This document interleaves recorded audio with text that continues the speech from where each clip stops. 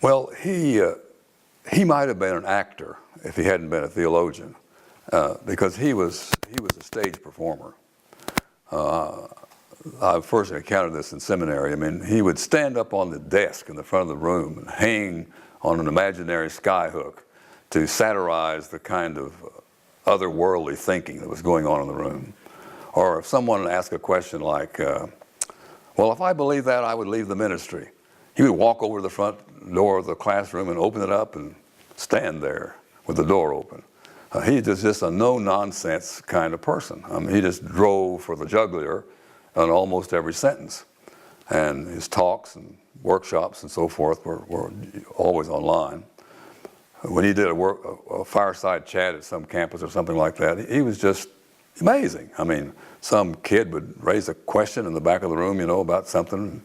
He would make an event out of it, and the guy would never forget that this is what happened to him for months after that, probably, or maybe forever.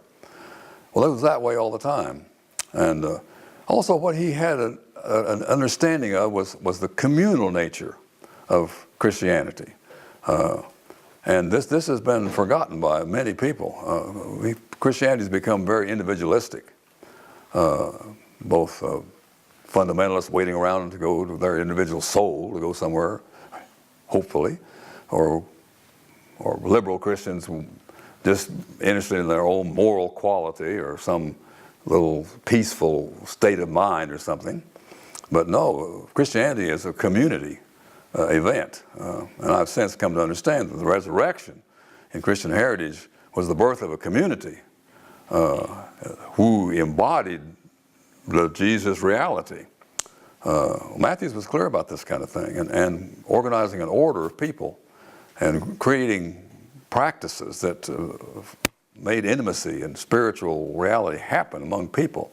This was one of his genius things that carried him beyond, I think, what he'd learned in seminary into the raw research and invention out of nowhere into the kinds of new life practices and methods. Perhaps his most important contribution is methodology. Although you could say another one was pulling together things, because he pulled together 4 or 5 great theologians into his own way of accessing Christian theology and history. And he pulled together science and religion and science and psychology and science. And he was a much more amazingly intelligent and creative person than would appear. He just seemed like an ordinary Joe who could go out into the Fifth City or somewhere and talk to children or people that weren't religious or weren't his color or whatever. But behind all that was a lot of substance, and he was a great scholar in his way, even though he wasn't a published scholar. He studied the people who were. The community element of Christianity, and what Mathews did was create a community, and that was so important. And the methods were a part of that. It's such a part of the community. It was a community with methods. In fact, that's how I think of the order in many ways. It's a community with methods to express, to show the gospel.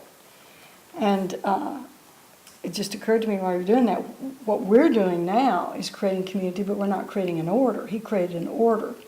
We're creating a community of small groups with methods to express the gospel.